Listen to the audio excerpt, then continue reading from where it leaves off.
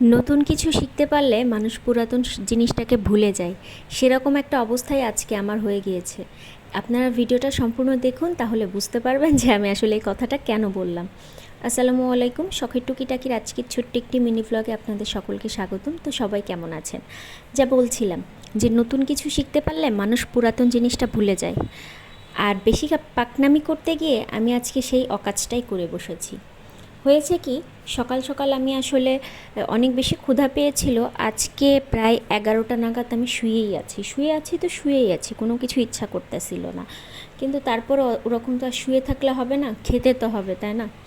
আর আমাদের মতো যারা এরকম একদমই সিঙ্গেল ফ্যামিলি বলতে বোঝাচ্ছি যে অল্প মানুষজন, তাদের জন্য হয় কি, হাজব্যান্ড চলে যাওয়ার পরে ওই ওয়াইফের মানে মাঝে মাঝে এত বেশি অলসতা কাজ করে, আর এই কারণে হয় কি, ঠিকমতো খাবারও খাওয়া হয় না।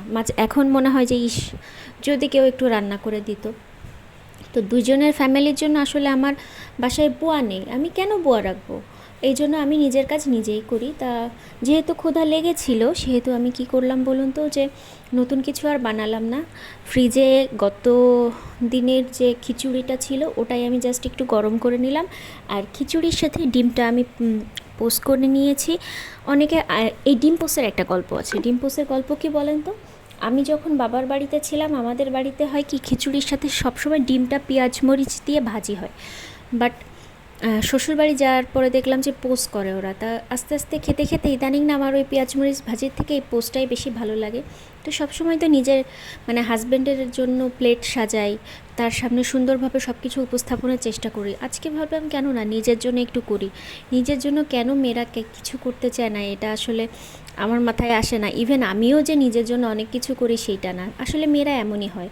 তো সকালে ব্রেকফাস্ট শেষ করে আমি অলমোস্ট তখন 12:30 বাজে। সকালের ব্রেকফাস্ট শেষ করে কিন্তু আমি আবার শুয়েছিলাম, মানে কী যে হয়েছে বুঝতে পারছি না। দেন উঠে দেখলাম যে শুয়ে থেকে লাভ নেই, 12:30 বেজে গিয়েছে। উঠে যে বেডশিট পরিষ্কার করব। আর আমার বাসায় তো আমি বলেছি যে যারা আমার ভিডিও রেগুলার দেখেন তারা আপনারা জানেন যে আমার বাসায় প্রতিদিনই কাপড় কাচতে হয়। এইটা আসলে কি বলবো, আসলে বলার বাইরে। যদিও আজকে ইচ্ছা করতেছিল না, তারপরে উঠে দেখলাম যে বাইরে আজকে প্রচণ্ড রোদ। ভাবলাম যে আজকে জামা কাপড় পরিষ্কার করে দিলে না সুন্দর করে শুকিয়ে যাবে। তো ওই পাশে আমি জামা কাপড় ভিজিয়ে দিয়ে এসে এই যে একটা মশলা তৈরি করছি। এটা হলো কালো সরিষা আর হলো শুকনো মরিচ, দুইটা নিয়েছি। তো এই মশলা দিয়ে আমি আসলে কী অকাজটা করব সেটা দেখতে হলে তো জানতে হলে আপনাদের পুরো ভিডিওটা দেখতে হবে।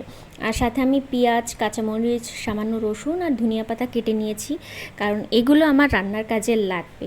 তো তারপর আমি আসলে চলে গিয়েছিলাম দুপুরের রান্নায়। ওপাশে এই রান্না শুরু করার আগে কিন্তু আমি আমার কাপড়গুলো পরিষ্কার করে মেলে দিয়ে এসেছি, পানি ঝরাতে দিয়ে এসেছি। সেটা আসলে হয় কি, বড় স্ট্যান্ড নেই, যার কারণে সম্পূর্ণ ভিডিওটা আমি আপনাদের সাথে শেয়ার করতে পারি না।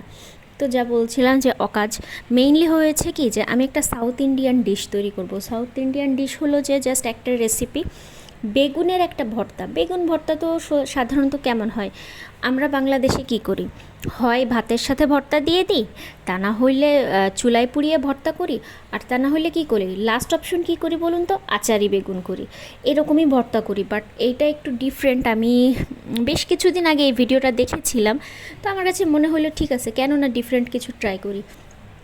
আর আমার কাছে কেন জানি মনে হয় যে বেগুনের ভর্তা আপনি যেভাবেই বানান না কেন সেভাবেই ভালো লাগবে। তো প্রথমে আমি বেগুনগুলো ছোট করে কেটে কেটে ভাজি করে নিয়েছি। অ্যাকচুয়ালি ওই ভিডিওতে যেভাবে দেখিয়েছে আমি ঠিক সেভাবেই করব। আর যার কারণে এই কালো সরিষা আর শুকনো মরিচ আগে টেলে নিয়ে সুন্দর করে মিহি করে রেখে দিয়েছি। তো এই পাশে বেগুনটা ভাজি হতে লাগুক। বেগুন ভাজি হতে হতে আমি মাছ রেখেছি, মাছগুলো ভাজি করব। আর মাছ ভাজি করব। হয়েছে কি, আজকে খুব একটা রান্না করতে ইচ্ছা করতেছে না। ওই যে হয় না যে মাঝে মাঝে খুব বেশি অলসতা কাজ করে, তারপরে শরীরটাও খুব একটা ভালো যায় না। যার কারণে যেহেতু গত দিনের মুড়িঘণ্টটা রয়ে গিয়েছে, আর মুড়িঘণ্ট দিলে তো আসলে আমার হাজব্যান্ডের আর কিছু লাগেই না। মুড়িঘণ্টর রেসিপি অলরেডি কিন্তু আমার দেওয়া আছে, আপনারা যারা ফলো করেন তারা ওইভাবে রান্না করে দেখবেন, অনেক বেশি টেস্টি হয়। তো দেন মাছগুলো ধুয়ে আমি লবণ হলুদ মাখিয়ে নিচ্ছি, আর ওই পাশে বেগুনগুলো ভাজা হতে থাকুক। কারণ বেগুনগুলো প্রপার ওয়েতে না ভাজলে আবার কিন্তু একটা সিদ্ধ সিদ্ধ গন্ধ বের হবে। তো এদিকে কিন্তু দেখেন আমার বেগুনগুলো ভাজা হয়ে গিয়েছে অলরেডি। তার মানে কি বলুন তো, এখন বেগুনগুলো ওঠানোর পালা এসে গিয়েছে। বেগুনগুলো অনেক বেশি মানে কড়া ভাজি হয় করা যাবে না, আবার যে আপনি একটু কাঁচা কাঁচা করবেন সেরকমও কিন্তু করতে পারবেন না। যার কারণে হয় কি যে বেগুনগুলো আমি যেভাবে ভেজেছি ঠিক এইভাবেই ভাজতে হবে।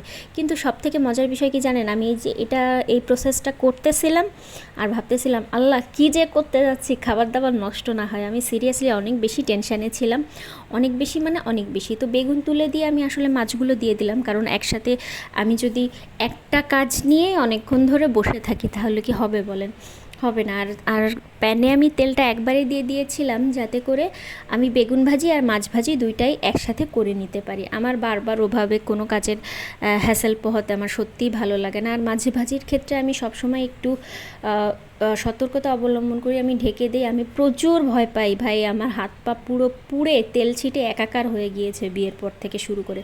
তারপরেও কি করা যাবে বলুন, প্রথম অনেক বেশি অসুবিধা হইতো, এখন আস্তে আস্তে মোটামুটি টুকটাক একটু শিখে গেছি। তারপরেও মাঝখানে একটু অসাবধানতার কারণে হয়তো কিছু হয়ে যেতে পারে, কিন্তু হয় কি সংসার করতে গেলে না এগুলো হবেই, এইগুলোর বাদ দিয়ে আপনি আসলে সংসার করতে পারবেন না। আর আপনি যদি চান আপনার ম্যানিকিওর পেডিকিওর করা সুন্দর নরম স্কিন থাকুক, তাহলে বলবো ভাই আপনি রান্নার চুলার কাছে আসবেনই না। তো যাই হোক, ওই পাশে মাছটা অলমোস্ট ভাজি ভাজি হতে লাগুক, আর আমি যে ভাজা বেগুন দিয়ে দিলাম, সাথে কি দিচ্ছি বলুন তো, ওই যে সরিষা দানা আর শুকনো মরিচ তেলে জাস্ট সুন্দর করে মশলা গুঁড়ো করে রেখেছি ওইটা দিয়ে দিলাম। দেন দিয়ে দিয়েছি কাঁচা পেঁয়াজ, এরপরে দিব কাঁচা মরিচ, আর এরপর ধনিয়া পাতা। আর অ্যাট লাস্ট কী দিব বলুন তো, অ্যাট লাস্ট কিন্তু দিতে হবে, লবণ দিতে হবে। লবণ না দিলে তো কোনো কিছু স্বাদ আসবে না। আপনারা এখানে বিট লবণও ইউজ করতে পারেন, নর্মাল লবণও ইউজ করতে পারেন। তো সর্বশেষ দিলাম হলো তেঁতুলের টক। এখন এইগুলো সুন্দর করে দিয়ে মিক্সারে মিক্স করে নিব, জাস্ট ব্লেন্ড করে নিব। এখন আমি জানি না, আমি যখন ব্লেন্ড করার আগ পর্যন্ত খুব বেশি টেনশান কাজ করতেছিল যে আল্লাহ জানে নষ্ট হয়ে যায় কি না। তো এই যে ব্লেন্ড করে নিয়ে এসেছি, ব্লেন্ড করে নিয়ে আসার পর আমি আসলে যখন ঢালতেছি তখনও ভাবতেছি আল্লাহই জানে আমার হাজব্যান্ড এটা খেয়ে কী বলবে। হাজব্যান্ড তো পরে বিষয়, আমি নিজে খেতে পারবো কি না জানি না। তো তারপরেও মনে হলো যে না, খাওয়ার জিনিস তো নিশ্চয়ই মনে হয় খাওয়া যাবে, আমার কাছে মনে হয় নাই করে। তো এত কিছুর মাঝখানে আমি কিন্তু অলরেডি একটু টেস্ট করে নিয়েছি, মাশাল্লাহ ডিফারেন্ট একটা টেস্ট। আমি সোজা কথা বলতে বাপের জন্মে এইটে মানে এই ফ্লেভারের কিছু খাই নাই। সাউথ ইন্ডিয়ান ডিশ তো আসলে বাংলাদেশে চলে না, তাই না, কি করে খাবো। আর আমি যেহেতু কখনো ইন্ডিয়া ঘুরতে চাইনি, তো মোটামুটি করে আমার কাছে না ওটা ভালোই লেগেছে। আপনারা চাইলে বাসায় ট্রাই করে দেখতে পারেন, যারা বিশেষ করে টক জাতীয় খাবার পছন্দ করেন তাদের কাছে ওইটা অনেক বেশি ভালো লাগবে। অ্যাট লাস্ট এই যে পেঁয়াজ মরিচ ভেজে নিলাম, মাছ ভাজি, আর এই যে আমার সাউথ ইন্ডিয়ান বেগুনের ভর্তা। এটা অ্যাকচুয়ালি ওরা বলেছিল পাচ্চা পুলি নামে একটা জিনিস, বাট আমি ওইভাবে বলতে পারছি না। আমি এটা বলতেছি যে জাস্ট সাউথ ইন্ডিয়ান একটা ভর্তা, বেগুনের ভর্তা। তো মোটামুটি আমার এই রান্নাই ছিল আজকে, খুব বেশি রান্না করিনি। তো রান্না শেষে তো এত গাদা থালা বাসন হয়ে যায়, সেইগুলো পরিষ্কারের একটা ব্যাপার থাকে। আর আমার হয় কি যে প্রত্যেকটাই আমি একসাথে অনেক কিছু করতে পারি না। মানে হয় কি, অনেকে করে কি মাছ মাখানো লবণ হলুদের মাঝখানে আবার দিয়ে দেয়, সবজি দিয়ে দেয়, লবণ হলুদ মাখিয়ে ফেলে। আমি না ওটা কেন জানি করতে পারি না, আমার পার্সোনালি ভালো লাগে না। যার কারণে আমি করি কি সব কিছুই আলাদা আলাদা মাখাই। এই কারণে সবথেকে বড় প্রবলেম হয় যে আমার থালা বাসনের পরিমাণ অনেক বেশি হয়ে যায়। তো এটা ছিল সন্ধ্যাবেলার ভিডিও। এই সন্ধ্যাবেলা আমার হাজব্যান্ড দেখলাম বাজার করে নিয়ে এসেছে। এতবার ও ব্যাগে কী নিয়ে এসেছে আমি প্রথমে না বুঝি নাই। তো তারপর আস্তে আস্তে করে খুলতেছিলাম এটা কি হতে পারে। এটা দেখলাম যে ইলিশ মাছ। ও আবার ইলিশ মাছ অনেক বেশি পছন্দ করে, যার কারণে ইলিশ মাছ নিয়ে এসেছে। আর ইলিশ মাছ 1 কেজির 2টা ছিল, 900 টাকা করে নিয়েছে। এটা ছিল গরুর মাংস। গরুর মাংস তো ভাই আপনারা জানেনই কম্পালসারি 30 দিন আমার বাসায় রান্না থাকেই। মানে মানুষ যে কী পরিমাণে মাংস খাইতে পারে আমি আসলেই বুঝি না। মানুষের এত মাংস খেতে ভালো লাগে, আমার হাজব্যান্ড হলো সেই ক্যাটাগরির একজন। তো তারপরে এটা ছিল চাল, আমাদের চাল ফুরিয়ে গিয়েছিল। আর চাল হয় কি আমরা 5 কেজি করে নিয়ে আসি, যেহেতু আমাদের বাসায় লিফট নেই এবং এত উপরে আসলে সব কিছু বয়ে নিয়ে আসতে কিন্তু অনেক বেশি কষ্ট হয়, যার কারণে আমরা করে কি 5 কেজি করে নিয়ে আসি। তো অ্যাট লাস্ট রাত্রের রান্নার জন্য এই যে কলমি শাক কেটে নিয়েছিলাম, কলমি শাকগুলো ভর্তা দিব। ইদানিং কলমি শাকটা অনেক বেশি খাওয়া হচ্ছে, এটা নিয়ে আমার মা অলরেডি আমাকে অনেক বেশি পচানি দেয় যে কি কোনো দিন তো বিয়ের আগে খাইতে দেখি নাই, কলমি শাক দেখলে নাক কুচকাইছিস, আমার সাথে কত ঝগড়া করছিস, আর এখন শুনি যে প্রত্যেক দিন কলমি শাক খাই, মানে খাস।